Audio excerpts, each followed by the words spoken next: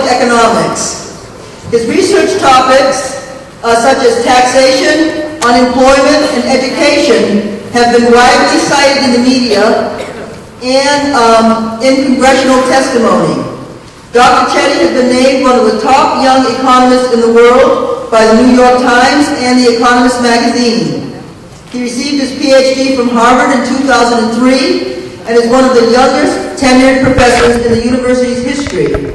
And of course, we all want to congratulate him on his recent naming to be a MacArthur Fellow for 2012. Raj Chetty.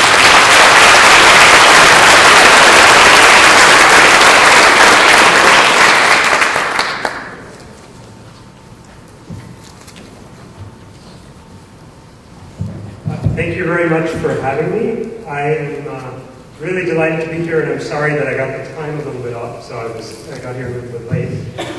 So I'm going to talk today about some recent work that I and my colleagues have been doing on the long-term impacts of teachers, and I think broadly, as you'll all see, this is just a testament to the importance of the great work that you all are doing and how important it all is. We sort of just have the statistical evidence documenting how important teachers actually are. So let me dive in and tell you about what we've been studying. So broadly, what we're interested in is understanding the long-term impacts of teachers on students. And in particular, how we can help teachers maximize their impacts on students, because after all, that's the goal of education. And so there are various policies that are frequently discussed, such as potentially providing better training, perhaps higher pay, providing feedback on performance, or other types of policy tools. And these are central questions not only for education policy, but also from an economist perspective for economic growth. Because as we know, the US seems to be falling behind other countries, particularly in educational achievement. And many economists think that this is a fundamental factor in economic growth and inequality. Now, despite their central importance, we actually know relatively little about these questions.